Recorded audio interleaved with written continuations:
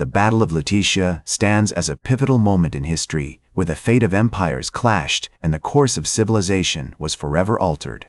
This ancient conflict, fought on the banks of the Seine, would shape the destiny of Europe and leave an indelible mark on the modern world. The echoes of Lutetia's battle cry still resonate today, beckoning us to uncover the secrets of a war that forged the future. In the misty dawn of the 1st century AD, the Roman Empire, under the reign of Emperor Claudius, stood at the pinnacle of its power, its dominion stretching from the sun-kissed shores of the Mediterranean to the fog-shrouded hills of Britannia. The empire's relentless expansion had brought numerous tribes and cities under its sway, but one region, Gaul, remained a bastion of Celtic culture and resilience.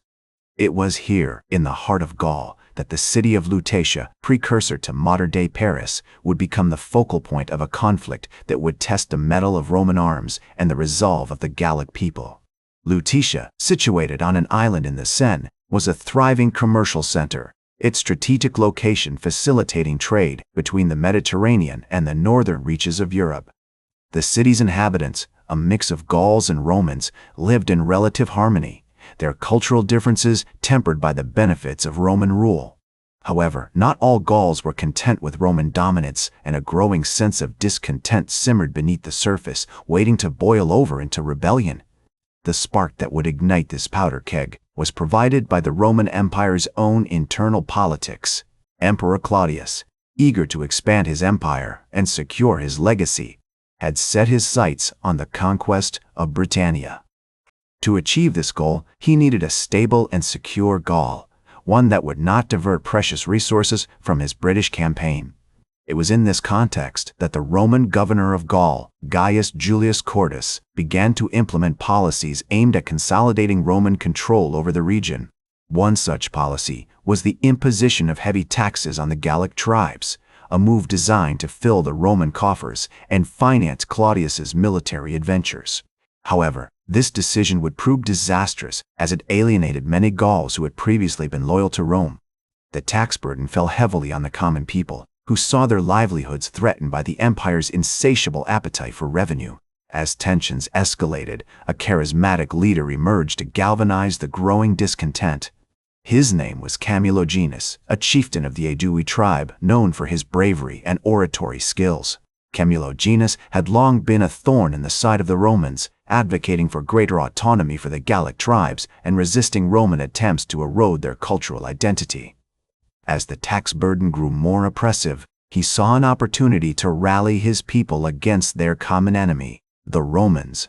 With eloquent words and passionate appeals, Camulogenus began to forge a coalition of disaffected Gauls, united in their determination to resist Roman rule and reclaim their freedom. The outcome was far from certain, but one thing was clear: only one side could emerge victorious, and the fate of empires hung in the balance.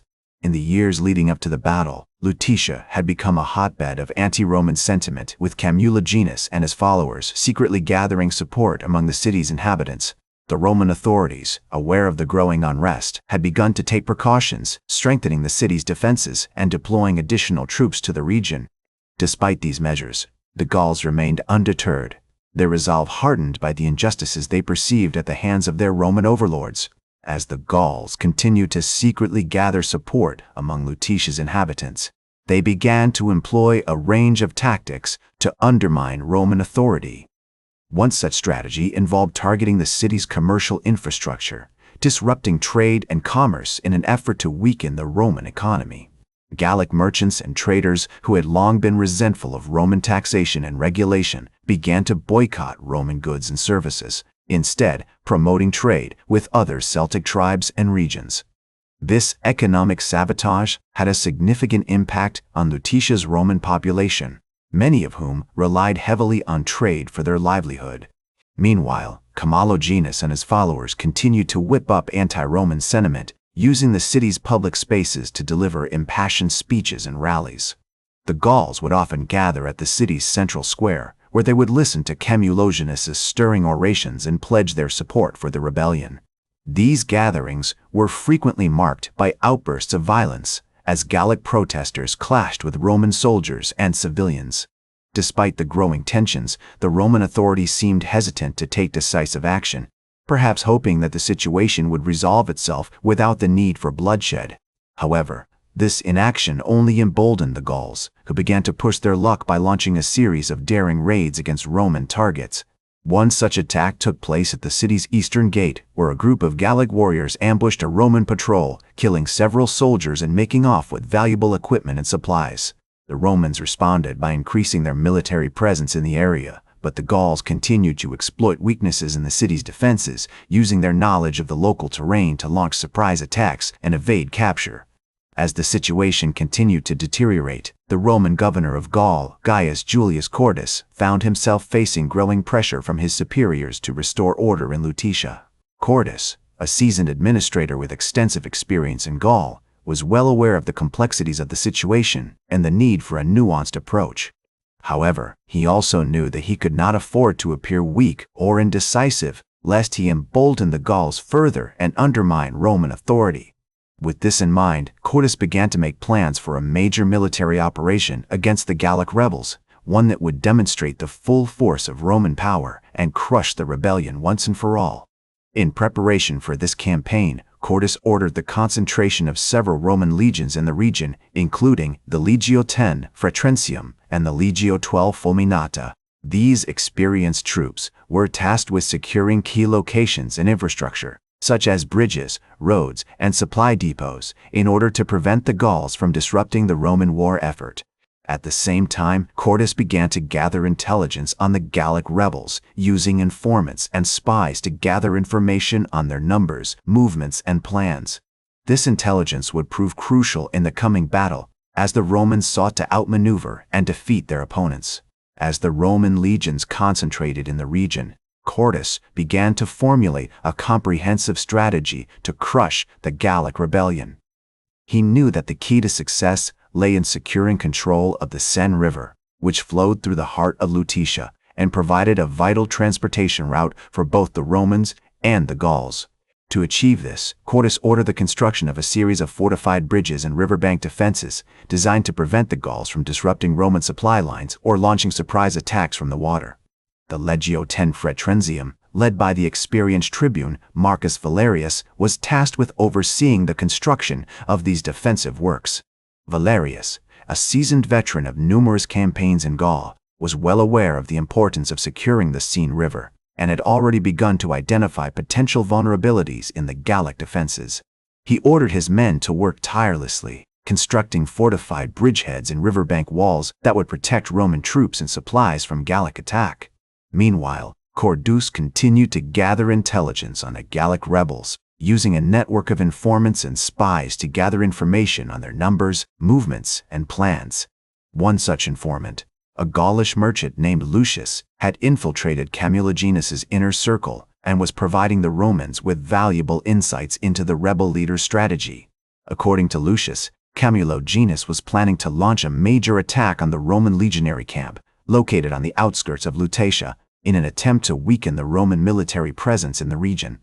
Armed with this intelligence, Quartus began to make preparations for the impending battle.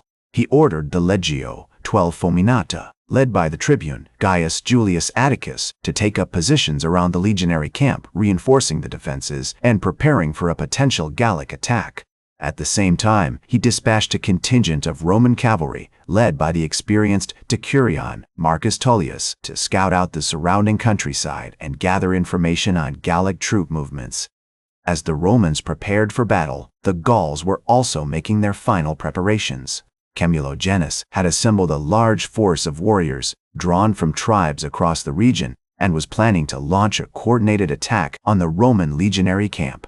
The Gauls had chosen a strategic location for their attack, a narrow valley surrounded by steep hills and dense forest, which would funnel the Roman troops into a killing zone. With their characteristic ferocity and cunning, the Gauls were determined to inflict a crushing defeat on the Romans and secure a major victory for their rebellion. As the Gauls launched their attack on the Roman legionary camp, the Legio XII Fulminata, led by Gaius Julius Atticus, stood ready to defend their position. The Romans had constructed a series of fortified earthworks and palisades around the camp, which would provide them with a significant advantage in the coming battle. The Gauls, however, were undaunted by the Roman defenses, and they charged forward with their characteristic ferocity, hurling javelins and sling stones at the Roman troops. The Roman legionaries, formed up in tight testudo formation, presented a wall of shields to the Gauls, protecting themselves from the hail of projectiles.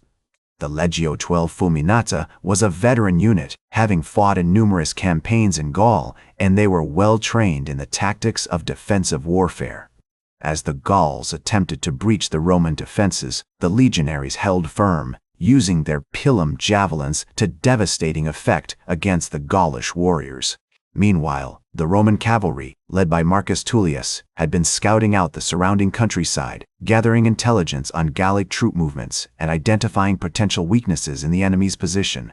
As the battle raged on, Tullius and his men began to make their way around the flank of the Gaulish army, seeking to attack them from the rear and disrupt their command structure. The Gauls, however, were not unaware of the Roman cavalry's movements, and they had taken steps to counter the threat.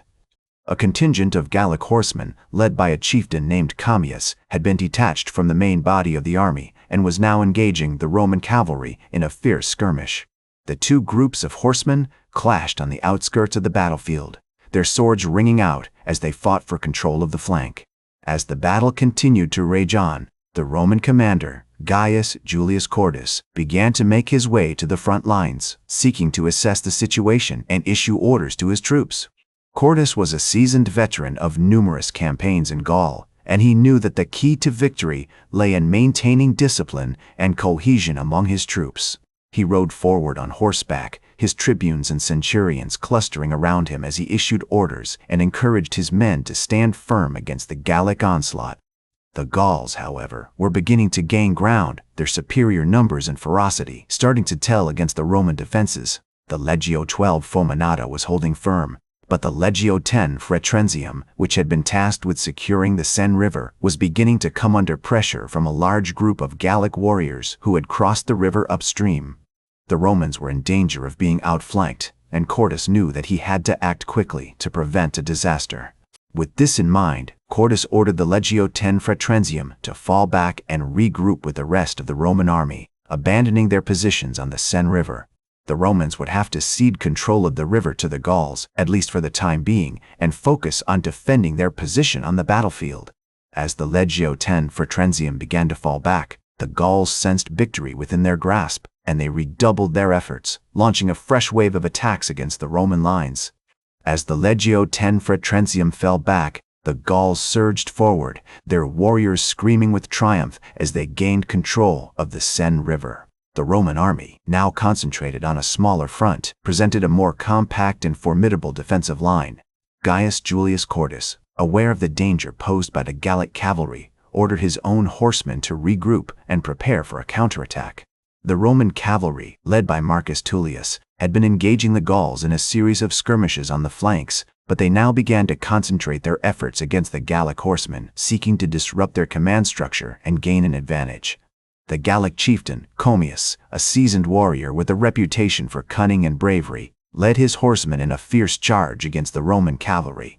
The two groups clashed in a flurry of swords and shields, the sound of clashing steel echoing across the battlefield. The Roman cavalry, however, held their ground, their training and discipline allowing them to withstand the ferocity of the Gallic attack. As the battle raged on, Cordus saw an opportunity to strike back at the Gauls, using his cavalry to outflank and disrupt their lines. Meanwhile, the Legio XII Fulminata, still formed up in testudo formation, continued to hold firm against the relentless Gallic onslaught. The legionaries, their shields locked together, presented a wall of steel to the Gauls, who hurled themselves against the Roman lines with reckless abandon. The Romans, however, stood firm, their training and experience allowing them to absorb the impact of the Gallic attacks. As the battle wore on, the Gauls began to tire, their warriors exhausted from the relentless fighting. The Romans, sensing an opportunity, began to push forward, their shields and swords at the ready. The Gallic lines, however, were far from broken, and their warriors continued to fight with ferocity and determination. The Roman army, despite its training and discipline, was beginning to show signs of fatigue, its legionaries worn down by the relentless pace of the battle. Quartus, aware of the danger posed by the Gauls, knew that he had to act quickly to secure a victory or risk seeing his army overwhelmed by the sheer numbers of the enemy. With this in mind, he ordered his reserves, a cohort of fresh legionaries, to prepare for a decisive counterattack, one that would either break the Gallic lines or shatter the Roman army forever. As the cohort of fresh legionaries prepared for the decisive counterattack, Quartus ordered his tribunes to reorganize the battle line, creating a dense formation of heavily armored infantry that would be nearly impenetrable to the Gallic warriors. The legionaries, their shields and swords at the ready, formed up in a tight triplex acies, with the most experienced veterans in the front line and the fresh troops in reserve. The Roman cavalry, now regrouped and reformed under the command of Marcus Tullius, took position on the flanks, ready to provide supporting attacks against the Gallic horsemen. Meanwhile, the Gallic chieftain Commius, sensing that the tide of battle was beginning to turn against him, rallied his warriors for a final, desperate assault against the Roman lines. The Gauls, their long swords and shields at the ready, charged forward in a frenzied mass, seeking to break through the Roman formation by sheer force of numbers. The Roman legionaries, however, stood firm, their shields locked together in a wall of steel that absorbed the impact of the Gallic charge. As the Gauls struggled to break through the Roman lines, Quartus ordered his reserve cohort to launch a counterattack against the Gallic flank, seeking to outflank and encircle the enemy. The fresh legionaries, their swords and shields at the ready, charged forward in a dense formation, striking the Gauls from an unexpected angle and causing widespread confusion and disorder among the enemy ranks. The Roman cavalry, taking advantage of the chaos, launched a series of supporting attacks against the Gallic horsemen, driving them back and disrupting their command structure. The battle was now reaching its climax, with both sides committing all their available forces to the fray. The Roman legionaries, their shields and swords locked in a fierce struggle with the Gauls, were beginning to gain ground, slowly but steadily, pushing the enemy back.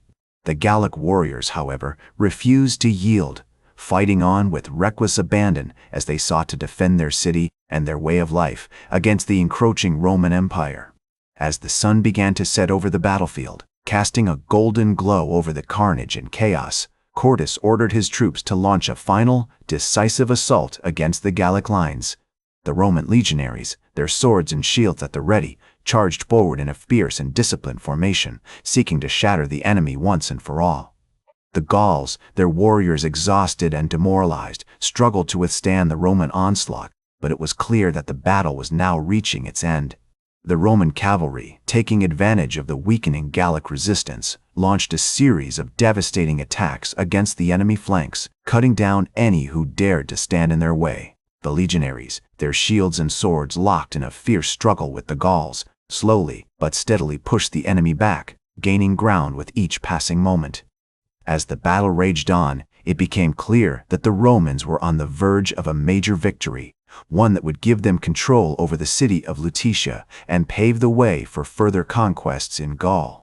The Gallic chieftain Commius, realizing that the battle was lost, rallied his remaining warriors for a final, desperate stand against the Roman invaders.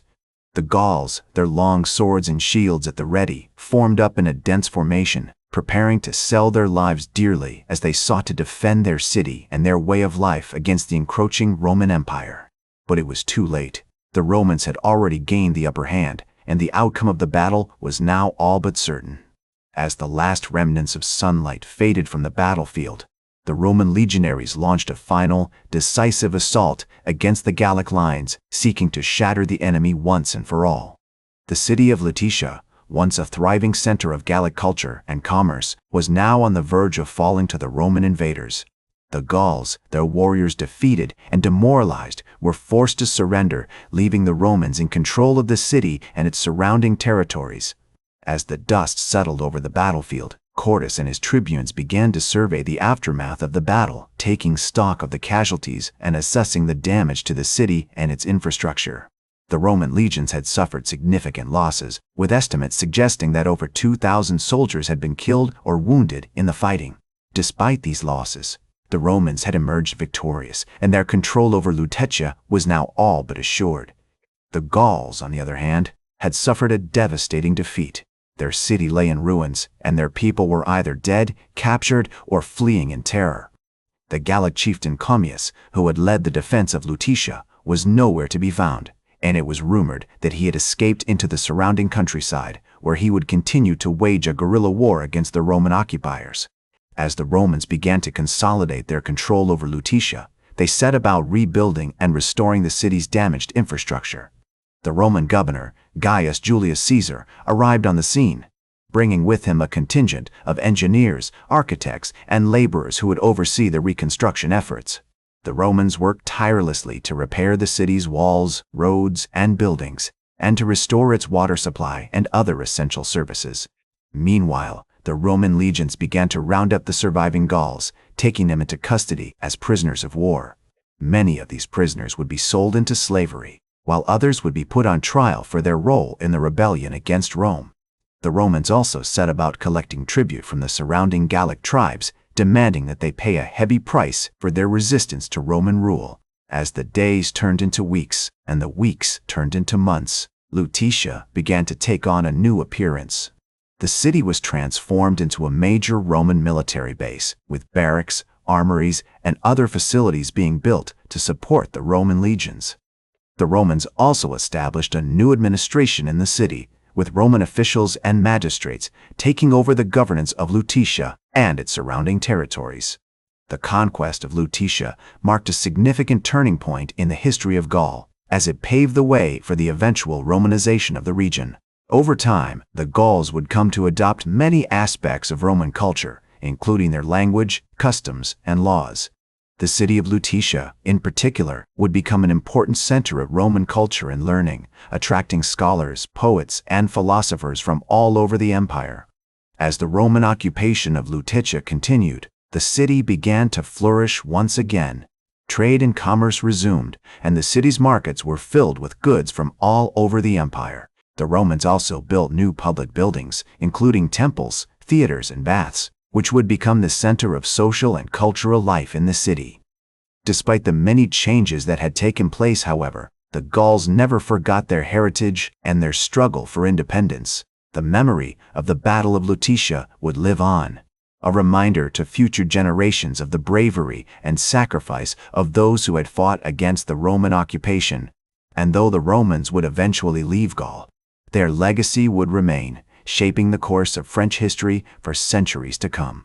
The Roman governor, Gaius Julius Caesar, would go on to play a major role in the continued conquest of Gaul, leading his legions to victory after victory as they expanded Rome's territories deeper into the heart of Europe.